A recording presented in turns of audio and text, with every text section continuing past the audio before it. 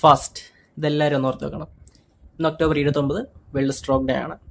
നമ്മുടെ നാട്ടിൽ ഇപ്പോൾ സ്ട്രോക്ക് വളരെയധികം കൂടി വരുന്നുണ്ട്.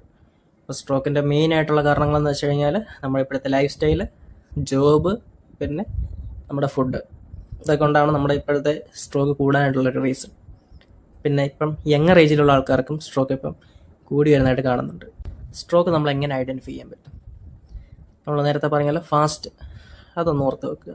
ആദ്യത്തെ ലെറ്റർ എഫ്, ഫേസ്. നമ്മുടെ രണ്ട് വശം നോക്കുക. ഫേസിൻ്റെ എവിടെയെങ്കിലും മൗത്ത് ഡീവിയേറ്റ് ചെയ്തിട്ടുണ്ടോ, കണ്ണ് ഓപ്പൺ ചെയ്യാൻ ബുദ്ധിമുട്ടുണ്ടോ നോക്കുക.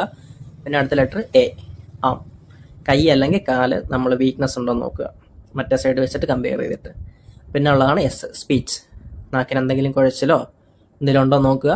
പിന്നെ ഉള്ളത് ടി ആണ്, ടൈമിങ്. ഈ മൂന്നെണ്ണം ഏതെങ്കിലും കറക്റ്റാണ് അല്ലെങ്കിൽ അത് കണ്ടിട്ടുണ്ടെങ്കിൽ നമ്മൾ എമർജൻസി ആയിട്ട് ഹോസ്പിറ്റലിൽ എത്തിച്ചേരുക. എത്രയും പെട്ടെന്ന് ഹോസ്പിറ്റലിൽ എത്തിച്ചേരുമോ അത്രയും പെട്ടെന്ന് നമ്മൾ ട്രീറ്റ്മെൻറ്റ് സ്റ്റാർട്ട് ചെയ്യാനായിട്ട് പറ്റും. അതുപോലെ അത് പേഷ്യൻറ്റിനെ റിക്കവർ ചെയ്യും, കുറച്ചുകൂടെ സഹായിക്കും. So stay healthy. ഈ വീഡിയോ എല്ലാവരിലേക്കും ഒന്ന് എത്തിക്കുക.